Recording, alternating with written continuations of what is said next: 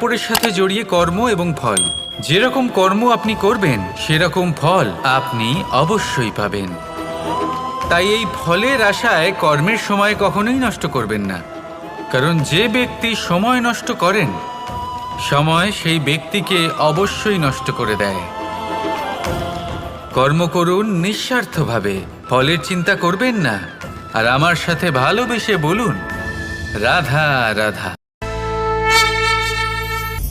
কাল, আজ এবং কাল, আমাদের সমগ্র জীবন এই তিনটির আশেপাশেই ঘুরতে থাকে। আমরা সবসময় বিগত সময়ের বিষয়ে ভাবতে থাকি।